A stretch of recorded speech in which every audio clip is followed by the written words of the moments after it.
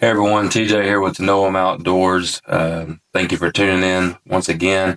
I know it's been a little while since we've had a video. I think it's been since November since I've done a video actually. And holidays and life and just some changes that we have going on inside of our own life. Some convictions that we're seeing through that the Lord's showing us. It just really put a postpone on some videos. But I'm glad to finally get it rolling back out, doing interviews, having a bunch of faithful men here with me, and hearing what the Lord has showed them on some topics. And today we're actually going to talk about a very important topic to me, and I know to my buddy Zac here, and this will be talking about fatherhood. And so glad you're here with us. I'm super pumped that Zac is with me. Zac Head, I've known him for, I guess, 5-6 years now. I've been down here. Yeah. We moved down in, I guess, COVID era. As soon as we got connected together at church. And so love his family, super faithful, serving the church, his kids. He's got, I'll let him share that. I love your family, man. I'm glad that you took some time to come over here. And so if you don't mind, share a little bit about you and we'll get rolling. Sure. You want me to go into my whole testimony right now or just? Yeah. Okay. So like I said, my name's Zac. Born and raised locally here in Georgia, here in the Carsville area, pretty much spent my entire life. I grew up in a moral home, I'll say. We did start going to church, might have been around 5, 6, something like that. And thankfully, because of that, at a fairly young age, I was 7 years old, I did get saved. Nice. And I fully believe at that age, I understood, I had that faith and understanding to know, okay, I'm accepting God as my Savior. I know I need a Savior. Without that, I'm going to hell. Unfortunately, I really didn't know what that meant for after my salvation. Sort of you had the faith, you don't know how to walk.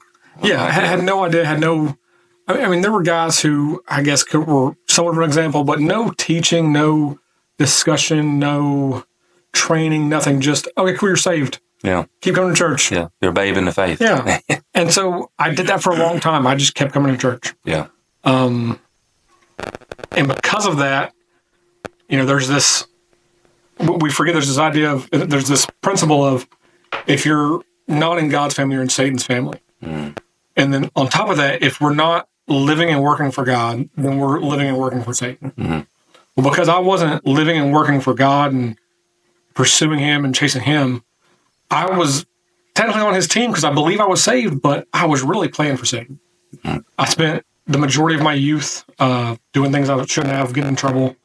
I was at church every Sunday morning, Wednesday nights, all the events, we were there.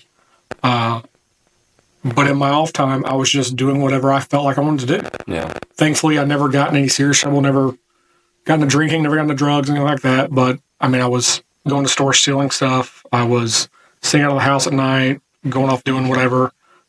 Just doing whatever I felt was acceptable with no real accountability. Yeah. And I can say I know I was saved at 7 because through that, God was like, okay, Zac, at around 17, it's like, hey, I'm done. It's time for you to realize what you're doing. And I almost went to jail, lost my license, lost my job within like 7 days. All that happened. And so I started to correct a little bit. Still wasn't sure what that looked like. Still wasn't sure what that walk looked like. It really wasn't until I got married to Nicole that I started to understand what that walk with Christ, what that salvation really meant when we started going to the church we did after we got married and had men in my life who were willing to show me and train me and not just say, oh yeah, go be a Christian. Yeah. But hey, this is how you are a Christian. How old were you when you met Nicole? I was 19 when I met Nicole. I had moved to Florida. You met on like a church thing, didn't you? No, I had moved to Florida to go to school down there at MMI, Motorcycle Mechanics Institute. Of course. And yeah, and it was funny because I had found a job and day one I was pretty much talking, I'm looking for a church. And someone there was like, hey, go check out this church in Orlando. And I went to it and Hated every minute of it because it was huge. I was never going to go back. Filled out one of the little cards that you're supposed to fill out when you visit any church. And 2 days later, people knocked on my door. I was like, holy cow. Mm. And they told me about the college ministry they had. Went to the college ministry, met Nicole. My running joke, she hates this, is that I moved back to Georgia. She followed me. And so I was like, well, I guess I'll keep her. Yeah. We got engaged. Since you're here, I guess. We got engaged while she still lived down there. I had moved back, and then she moved up here, and we found the church out in Emerson, and they got plugged in. Yeah. Eventually had our girls, our twins. I don't recommend twins. There it is. That's what I was. I don't recommend twins, but no, they're fun. I love my girls. Yeah. They're 10 years old now and just wide open all the time. Yeah. So it keeps things interesting. Yeah, they're a joy. I know I've had them in class, and I'll never forget one moment I was teaching a VBS, and I was talking about someone, no one looks, you're all, created, wonderfully, and God's designed you just the way you are. I said, no one looks the same. And they're over here like, TJ? And I'm like, except you two. Way to ruin my object lesson. No, you are Zac. stole my thunder on that. But no, yeah, they're awesome, and we're thankful for y'all's friendship, and thankful for, just really getting to know y'all, and seeing how the Lord's blessed you and your family. And I look up to you as a father, and that's one thing that when I bring men on here, I try to, whatever topic we're talking about, I try to bring men into that. Whether they do in a church or someone I look up to, and whatever reason. And so if you're ready, I want to roll into some questions on fatherhood. And really, to start it off is like, what is biblical fatherhood? Mm-hmm. So I've made the joke that if I really knew what it meant to be a biblical father, I don't know if I would have had kids. Because it is a little overwhelming, and it can be. And so there's two passages that I kind of go to determine what that really looks like. One of them is in Genesis 22. Mm. You've got Abraham, and he's commanded to sacrifice his son Isaac. Mm. It's like, well, that's kind of odd, especially if you don't know the Bible. Why would God ask a father to sacrifice their son?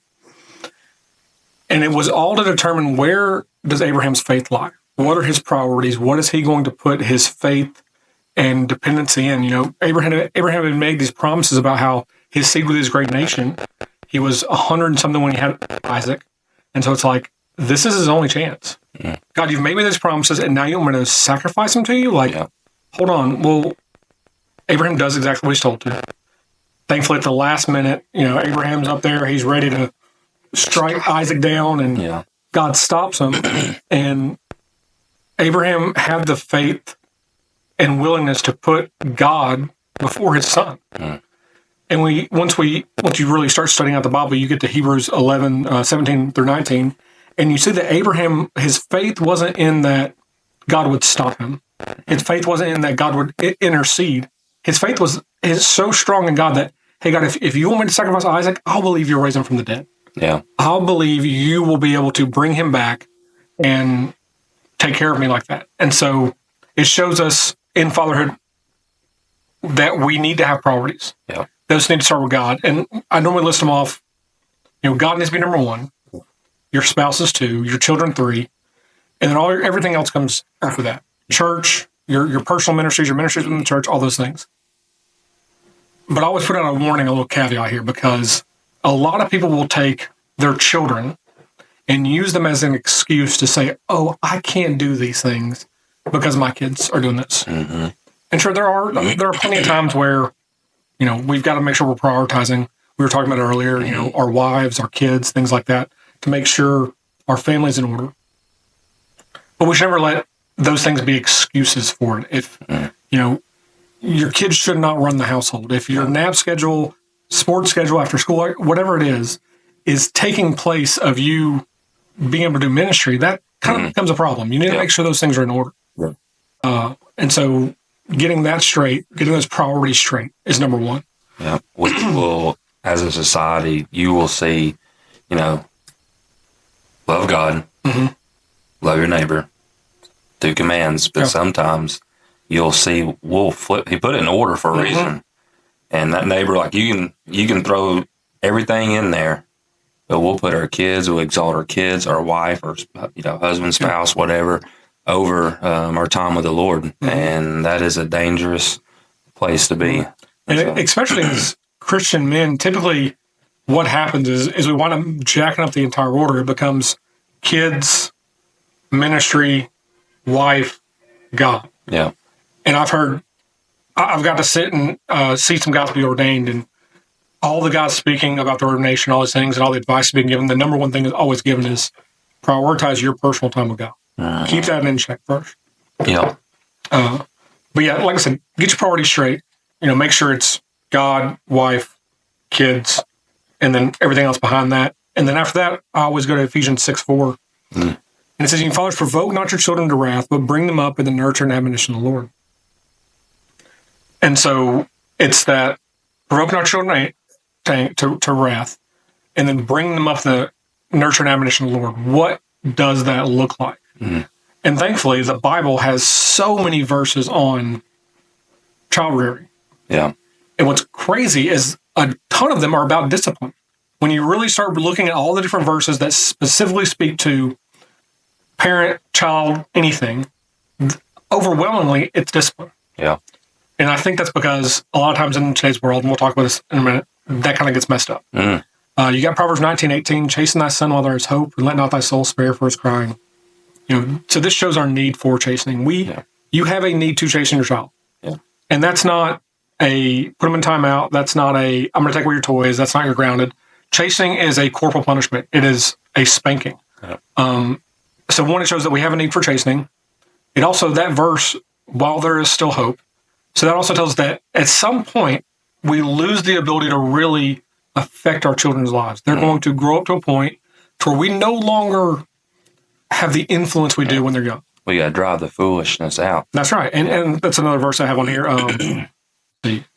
Proverbs 22:15, "Foolishness is bound in the heart of a child, but the rod of correction shall drive it far from him." As kids get older, we'll be able to disciple them and things like that. But when they're young, spankings especially help get rid of that foolishness. Your kid makes a dumb decision. I'm sorry, you're going to be spanked. Now, that doesn't mean every dumb decision your kid makes, they should be spanked. Yeah. No, but it does mean there should be some of them. Proverbs 23:13 and 14, "Withhold not correction from the child, for if thou beatest him with a rod, he shall not die. Thou shalt beat him with a rod, and shalt deliver his soul from hell." And so it's okay. That one lays out a whole lot. If you beat your child, and I'm not saying, look, I get there is child abuse and all those things in this world, and that's terrible. And that's not, we're talking about biblical discipline here. Yeah. And if we do this, we're actually delivering our child's soul from hell. Well, Ephesians 6:4 warns you to not do it in wrath. Yeah, absolutely. And growing up, I thought my dad did a great example of this, and sometimes I didn't understand at the time, but I can remember a time where I had made my dad so mad, he went days without talking to me. And then he finally came back, and we had a discussion. I didn't get a spanking. It was just, we're going to talk about it. And he was so upset with me, he didn't want to do anything out of anger. He could have came to me and just yelled and screamed and everything else, but that wouldn't have been very effective. And it's the same with us. If you're angry at your child, you need to take a beat. Yeah. Get yourself under control, and then move on with it. But you've got to be able to, you've got to be willing to make the correction, but then also do it, within a biblical limit of doing it. And then, like I said, chasing while they're still young. I've heard James talk about it. I can't remember the exact age, but it's been talked about. By the time they're 10, 11, you probably should be done with spanking. It's not something that should be going on in their teens. It becomes a whole lot less effective. You ask any parent that's raised kids, as they get older, spanking becomes less effective. It just is how it is. And so it's those formative early years that are crucial to raising your children and bringing them up right. Yeah.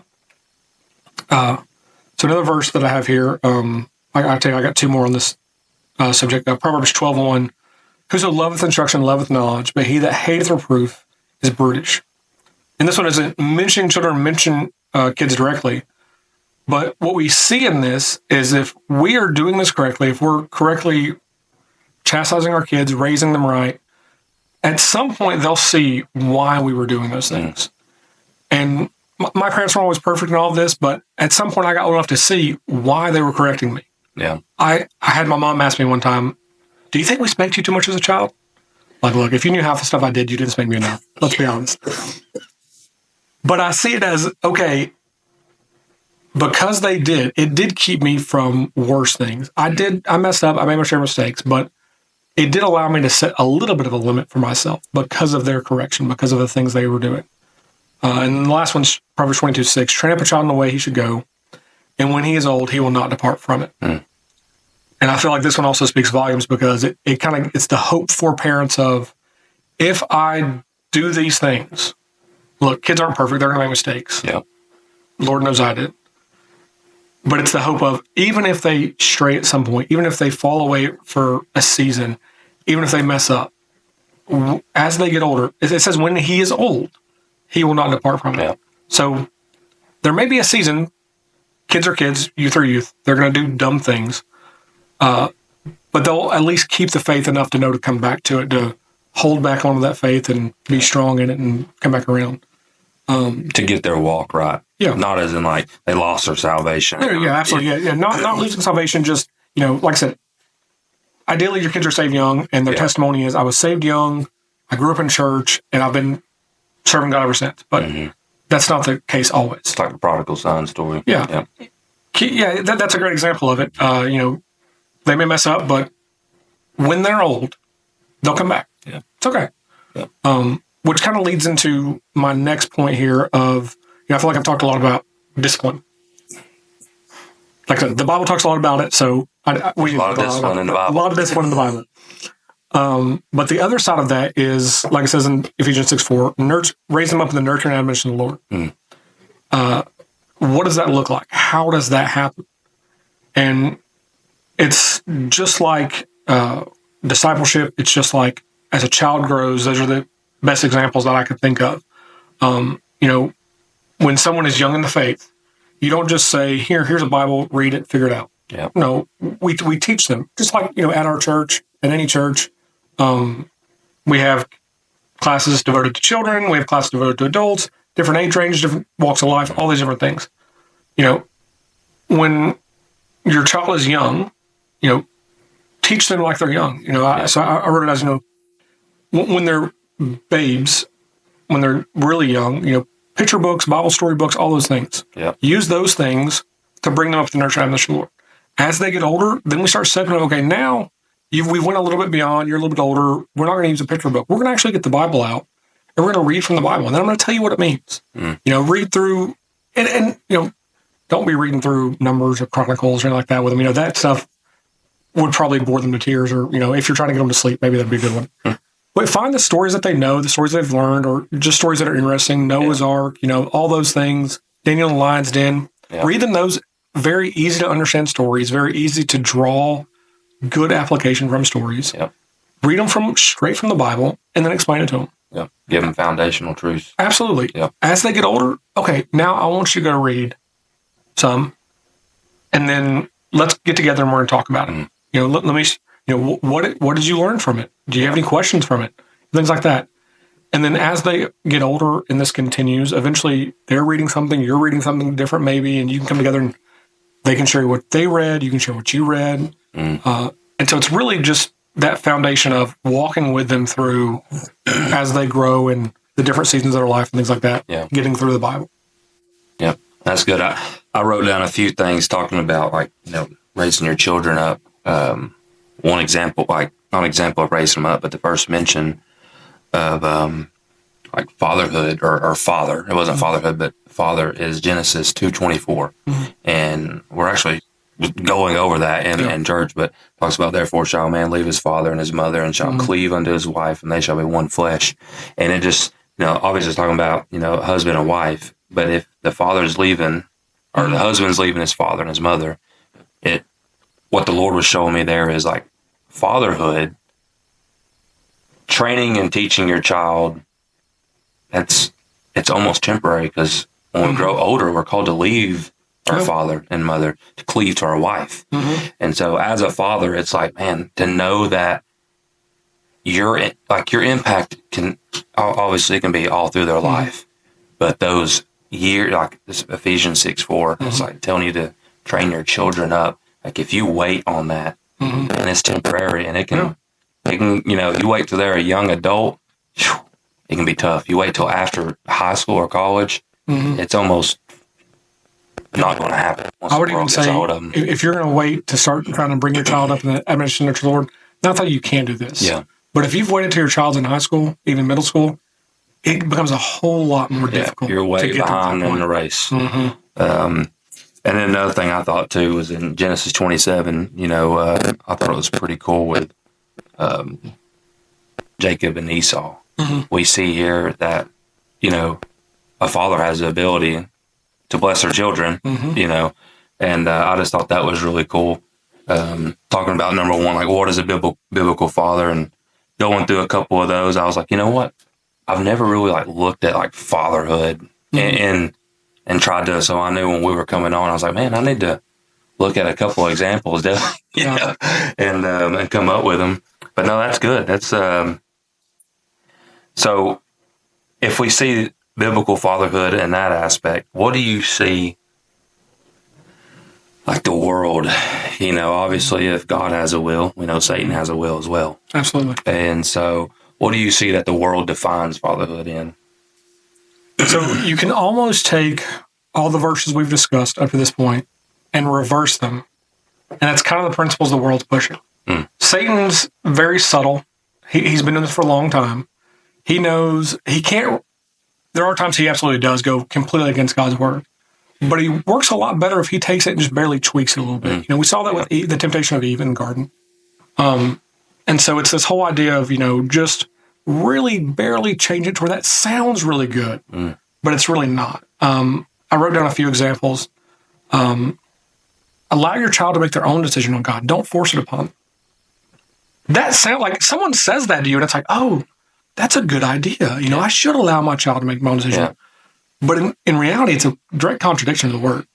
The word says to bring them up in the nurture and admonition of the Lord, not to let them make their own decision. That is a detriment to their walk, because we were discussing earlier how if we're not walking for God, then we're walking for Satan. If we're not teaching our children to follow God and believe in Him and understand who He is, well, then we're teaching them to follow Satan. Yeah. As bad as that may sound, and look, some of you may hate some of the things I'm saying.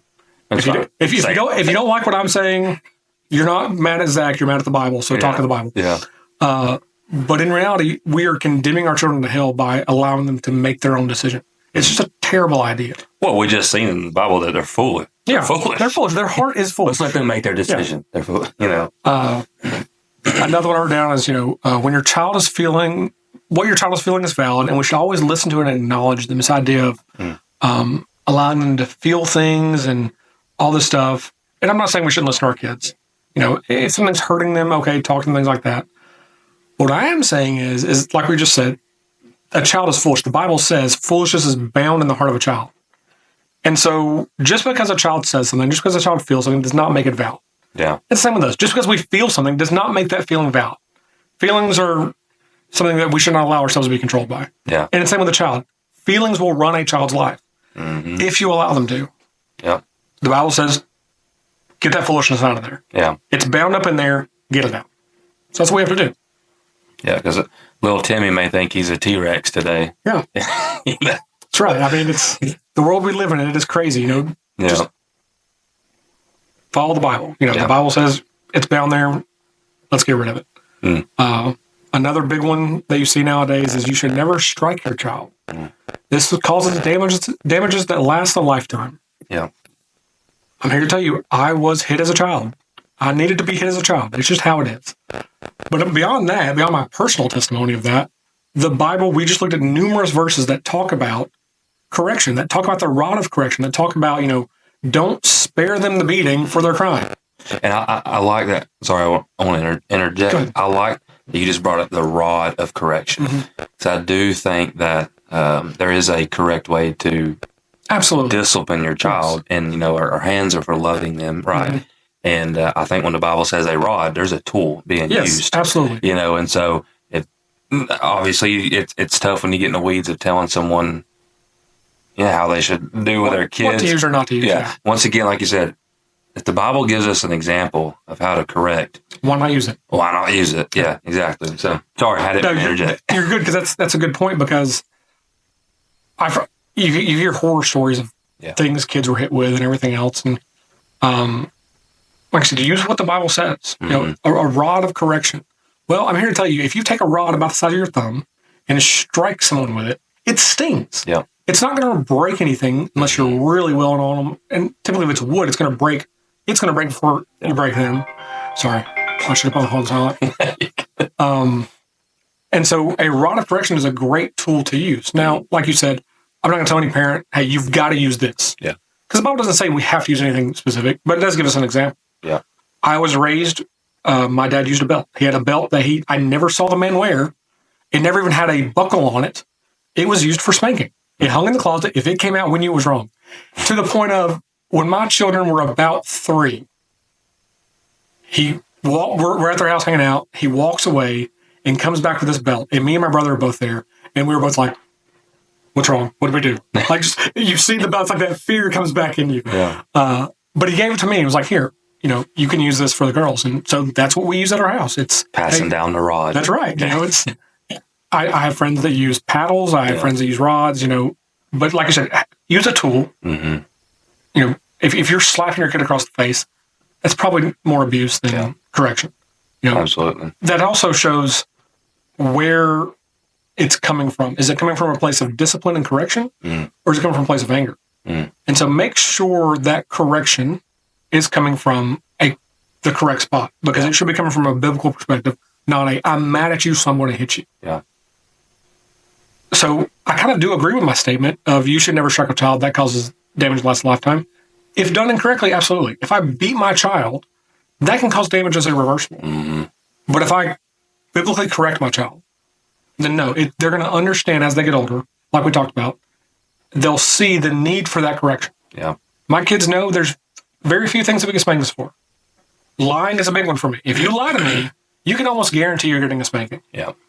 And so it's not that everything they do, I'm going to go hit them, but there are certain things, this is something that's foolish in your heart, and I'm going to get rid of it. Yeah, one thing that I've learned over the last few years that I've really tried to be diligent on is making sure my child knows that they did wrong. Mm-hmm. So, like an example, if Della or Aspen, she's 2, she knows now, but say the first time she went and colored on the wall, she didn't know that was wrong. Yeah. She made a mistake, so I corrected her as in, hey, do not do this. Mm-hmm. If you do this again, you're going to get a spanking. Yeah. Now I've set the rule. Mm-hmm. Now when she does it, she's rebelling, and now you need discipline, And so, because whenever I was a young father and, seeing, wow, man, I just painted these walls, like, wow, this will cost money, wow. And really, that could cause damage to, so that was Brinley, my first daughter. And so I'm thankful that the Lord has showed me where I was wrong and was able to hopefully be a better father for doing stuff like that, Just talking about rod of correction and discipline. I wanted to say that with, me personally, my testimony in discipline is setting a clear, rules for your kids on things before you go to swinging haymakers with a rod, And that's a great point, because a lot of parents will have expectations for their children that are never expressed. And so they get mad when their kids aren't meeting those expectations or breaking them or whatever it is, whatever it may be. Coloring on the walls is a good one. Yeah. Drawing a marker on themselves. There's all sorts of things that kids do. If we never express do's and don'ts for our children, we can't expect them to live up to it. And so having clear set guidelines and boundaries. Yeah. And like you said, when a child messes up, that's not a reason to just automatically spank them. It's, okay, did I explain this as a boundary? Were they doing this with ill intent? Were they doing this to be rebellious? Or was it just, they messed up? Kids mess up. They're going to make mistakes. Teaching moment. Yeah. Yeah. I would much rather sit down and have a discussion with my child about what they did wrong than have to spank them. And so making sure we find that balance of, have I set this as an expectation? Do they know they're breaking a rule? Or are they being rebellious? And finding that and where we should be doing it and where we should be correcting. So that's a great point. Yeah. You got anything else on that, on the world? I got two more. We'll go over them kind of quick. A big one we're seeing nowadays is I want to be my child's best friend. Yeah. It sounds great. Yeah. Like I said, all these sound really good. The devil's good at doing that. He is. Like I said, he just that little twist of something. Yeah. I am now friends with my parents. I'm also 34. I was not friends with my parents when I was 16. Yeah. I'm sorry. It's just not how it works. This is so stupid. You know. This goes against really all the. If we were to go back through all these verses, it goes against all of them. Yeah. God has laid out a structure in our lives. God has laid out a structure in the Bible, in the household, in the church that we're supposed to follow. And if you're your child's best friend, then how can you discipline them? My best friends never disciplined me. If they did, they really weren't my best friend for very long. Yeah. My best friend hit me. We were going to fight. We were fighting. I don't remember any time my best friend spanked me. Yeah. If they did, it was kind of weird. It was really weird. Yeah. And so You didn't have a BFF spanking? No. I mean, we did dumb stuff. I don't know if that was ever a thing. But it's just not, that model's doomed for failure. If we're expecting to be friends with our kids, if we're going to cut around and joke up and joke around with them, typically what I've seen that lead to is when my kid's really young, we'll say under 10, they do something and we're friends with them and it's funny, and they're 15 doing that thing. It's like, this is really bad. Yeah. Well, you may try to discipline them now, but you've been laughing at it for 5 years. How can you now correct that behavior? It's a model that's doomed for failure. Well, even like to take the spotlight off fatherhood, when I was a manager, I really struggled with being friends with the people I was over. Yeah. You know, because it was like, hey, man, I want everyone to enjoy coming to work.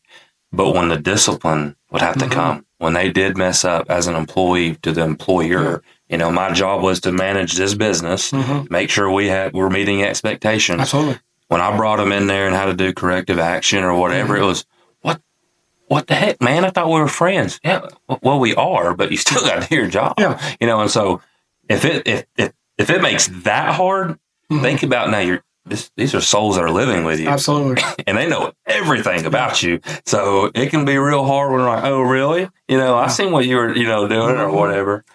And it's one of those things where it's like, it's not that you can't have moments of friendship with your child. Yeah, absolutely. What I tell my kids is, hey, I like to have fun. I'm a big kid at heart. I know you like to have fun. If you follow the rules and do what you're told, we can have fun. Yeah. Now, there are times where we're going to be serious and have to do chores or whatever else. But we can have fun together. That's absolutely fine. But it can't be to the level of the discipline's gone and we're just cutting up all the time. Yeah. That's just not going to work. Can't let it overstep the main, command. Absolutely. The last one I have is, I take my kid to church, and so they get everything they need to know about God from church. Yeah. Well, once again, we're going directly against the Bible here. It sounds great to say, oh, yeah, I take my kid to church, so they're learning about God at church. That sounds really good. And that is a positive thing. It's a positive thing for your child to go to church and learn and things like that. And that can help deepen what they know, and that can kind of come alongside you and help support things you're saying. Because I'm sure you were this way, I was this way. Just because my parents said something doesn't mean I took it as law or as a definite, you know. Sometimes I took someone else speaking that to me as well to solidify it. So, yeah, church is great. You teach them something, church, reiterates that. It's good. But it's still failing where you should be doing your job and bring them up in the nurture and admonition of the Lord. The church is not the substitute teacher. No. It's like, once again, who is the Bible commanding to teach and train their children? That's right. It is the Father.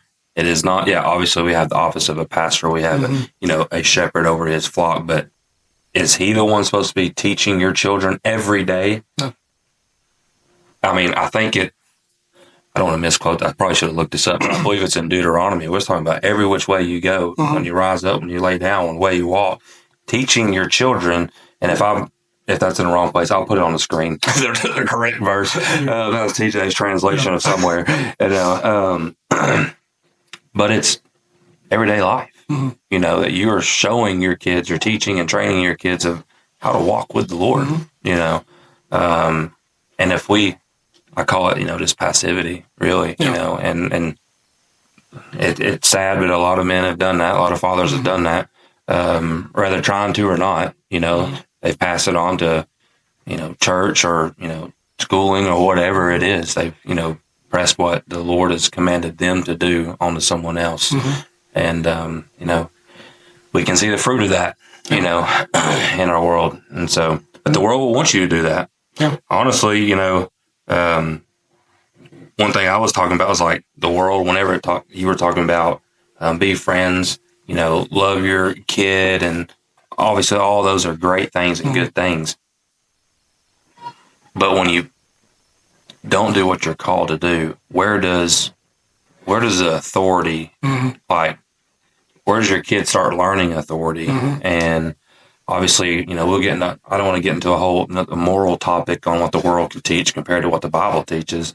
But then, what's right and wrong if you're not teaching it and the world's teaching it, and where's the authority in that? Yeah. Where's your moral compass, and so it can be, you can get really behind in the relay. You can't wait until your son comes home and, well, I'm sorry. It's this offensive one. Sorry. If y'all are watching this, you probably, if your son comes home and he's got, I'll just say unbiblical views on things, you can't then think, okay, I'm going to teach my 19-year-old kid that come out of, his first year of college on this is how you should live. Yeah. Because he just had years of where, honestly, you were failing and someone else was teaching him. Someone's going to. Yeah. Like you said, whether it's going to be the Lord's word or Satan's, sprinkled little, I don't know, shot of espresso in a cup for you.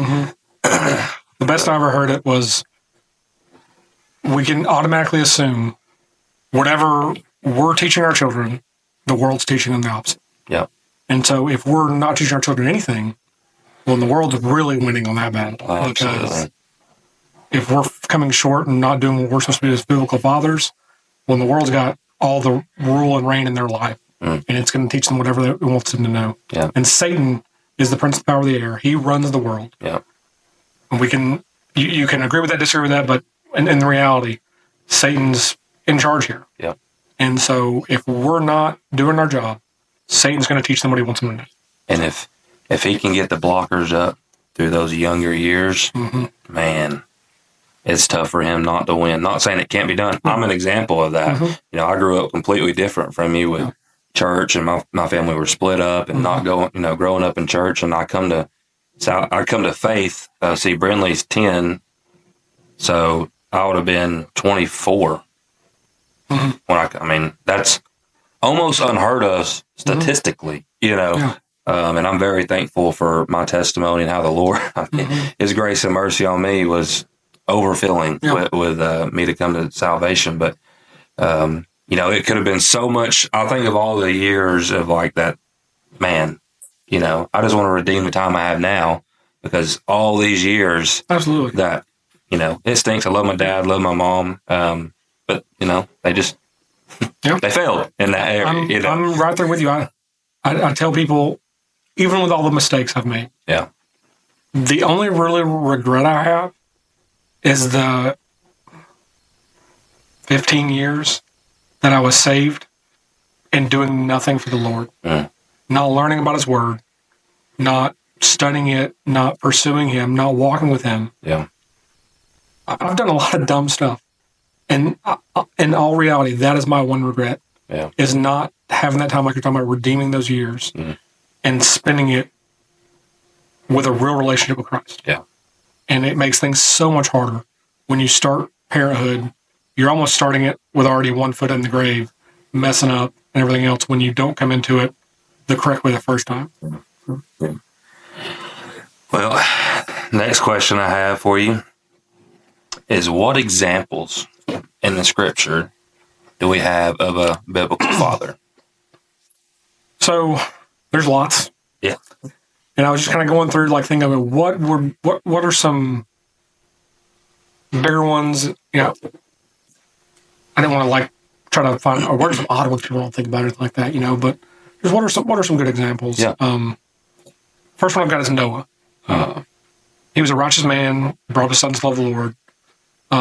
He's also a great example of how we have to show faithfulness in our entire lives, for our entire lives.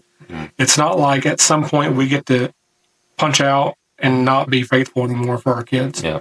Like you were talking about, our kids should see us being faithful every day. We can't wait till they're 19 and be like, okay, now I'm going to teach them about the Bible because you're messing up. Yeah. No, it's got to be our entire lives. Even once your kids are out of the house, you've still got to represent and be who God says you're supposed to be, because you're not done. Your kids, ideally, if you've done the good job, they're going to want to come back to you for advice. They're going to come back to you for, lessons and things like that. They're going to need your help. And so he's a great example of how faithfulness has to last a lifetime. Now, just because I say that as it's going to last a lifetime, but just because it hasn't happened up to this point in your life doesn't mean it can't now start and continue on for a lifetime. And we'll talk about that more in a minute. But the next one I have is Abraham. We talked about earlier in Genesis 22 where he's asked to sacrifice his son. Yeah. And he had faith that God would resurrect him from the dead. It's this kind of faith our child desperately needs. Our children do not need to see themselves as the world revolves around them. Yeah. If it's that whole idea of, well, I want to give my child more than I had. I want my child to have the best. No, I'm sorry. In reality, your child deserves hell. Yeah. So they don't need the best of everything. They don't need to be the center of your lives. They need to see God at the center of your life. And that'll set up the example for them as they get older and have a relationship with Christ, that he needs to be the center of their life. It's a shame when we reverse that, like we talked about, and the kid becomes the center of everything else. It just messes everything up, and it makes them think they're honestly way more important than they really are. Yeah. In all reality, God's the only person who matters. God's the only thing that matters. And so we don't need to elevate our children, which then causes them to elevate themselves to a position above who God is. Yeah. Yeah. Well, I had probably a bad example. Plenty of those too. That I was going on. I've been reading. I've been in the Old Testament. I've been going through 52 weeks, and we're actually going to be starting Judges now. But I was a little ahead in reading in, I think it's 2 Kings. I was reading in, and King Jotham. I always say it wrong. I'm the world's worst with if you Bible say names. It with authority, they'll just assume you know what you're talking about. Yeah, see, I need to do that. King Jotham, Yeah. But he did what was right inside of the Lord, and we see literally the next chapter, his son, did the opposite. He did not do what was, was right inside of the Lord. Yeah. And obviously it don't say much at all about, Jotham, but there was a lack somewhere of training, of teaching his child, and so I wanted to throw that out there. But just like we were talking earlier on it, an example of, once again, it's not really clear on whether if he did or didn't. But what it looks like, what we see is he did what was right. His son did what was not right. Yeah. And I took that as, man, I have these years with my kids. I need to make sure that they know what is right. Ultimately, it's their choice, to call on the Lord. But the Lord's will is for every man to be saved. Absolutely. And if you're doing the command of teaching and training, if you're living out pretty much what you're preaching, at an early age with your kids, and you're bringing them to the feet of Jesus every day in His Word, dude, the fruit's going to be there. Absolutely. It's going to happen. You know? And with that situation, they of course didn't have the Bible then. Yeah. Well, we do now, and the Bible actually there's several assurances throughout the Bible that we're given. One of them we talked about earlier. If we do this, then when our children are old, they will not depart from the Lord. Yeah. So we're actually kind of giving them a guarantee of, hey, if we're willing to put in the time and effort, they will not depart. They're not going to depart. Yeah. It's a really cool promise of like, hey, if you just do the job, you're going to get what you're after, no matter what. Yeah. And so, that's, like I said, there's both good and bad examples. That's a good, bad example. And like I said, you don't really know what happened there, but it also shows us, we've heard the saying so many times of, we're one generation away from no one knowing who the Lord is. If we don't teach our kids who the Lord is, we're one generation away from our family going to hell. Yeah. And our grandkids going to hell and our great-grandkids going to hell. And it's a generational thing. If we're not willing to put in the effort, we could be the break in the chain. If you came from a biblical family, if you didn't, if you're starting the chain or continuing the chain, you can be the weak link of, well, now my family's not going to heaven. Yeah. Looking on to another big one is, of course, we see David. Yeah. I think he lands on both sides of the fence. He can be seen as a good father. There's examples of being a bad father. There's definitely all sorts of things David did. But the reason I put him on my list is because I think he's really good at self-assessment. Now, when he's in sin, of course he's not, because sin's controlling and that's what's leading. But when he does sin, he still comes back to God and he makes that self-assessment of, hey, God, I've messed up. Let me make it right. And you read through Psalms and you see all these different times in David's life of him seeing and understanding who he is and what's going on in his heart. And so that's why I think he's a great example to us dads. We need to be able to self-assess. Yeah. What's really going on in our heart? Are we really pursuing God? Are we really leading our children? And things like that. Is there sin we need to deal with? Is there anger we need to deal with? Whatever else it may be, we should be able to self-assess. And David's a great example of that. Read through Psalms. Yeah. There's so many times David does that and gives you examples of what he's doing and how he's doing it. Yeah. And so I thought he was a really good example. The last one is Paul. Now, we're never told Paul had kids. Yeah. I'm curious on this because that was last. I would never expected that one. So I'm curious on this one. The reason I put Paul in there is because we always need to equate rearing children, because it is, as to discipleship. And Paul he did write the book on discipleship. Yeah. How should we disciple someone? Yeah. Paul did that. Paul is we don't, like I said, I'm not going to say was or wasn't, because we don't know for sure. But he definitely was a spiritual father. He was Timothy's father. He was Titus' father, and so many other ones. And he's a perfect example of how we are to raise our children. Even though he's not talking to his physical child, it's a spiritual child. Well, at some point, if we're doing our job, our children will be our spiritual children too, as well as our physical children. So either way, he's a great example. We've got 1st, 2nd Timothy, and Titus. We call them the pastoral epistles. I love all three of those. But in those, Paul gives direction to his children. He tells them what they should do, what they shouldn't do. Sometimes he has to correct them. Sometimes he has to encourage them. There's all those different things in there. And so he's a great example of, as fathers, we need to be willing to step up, encourage our kids, correct our kids, talk to our kids. If you have to, I understand some dads are bad at talking and having those intimate conversations. That's okay. Yeah. Paul wrote letters. Paul was able to be there physically. We are there physically. But if you have a hard time saying it out loud, write it down. Yeah. I guarantee your kid's going to keep it if you do, especially depending on their age. But we need to be able to encourage them, correct them, all those things. And I think Paul's a great example of that. Like I said, even though they weren't his physical children, definitely spiritual children, he did a good job. Well, he wrote these letters, and, if men sometimes can, like you said, don't know what to say, and that's fine. But this book knows what to say. Absolutely. And if you're just reading it with your kids, it is good for doctrine. It is good for reproof, for rebuke. I mean, it's going to teach your kids. Yeah. It's going to convict them in their heart, or whatever sin, wherever they're at. If you're reading them God's word, it's going to do the work for you. Essentially, A good deal. And then, I guess the last question, we'll go enjoy some family time down there with the wives and kids, is if we failed, how do we start? Where do we start at? Yeah.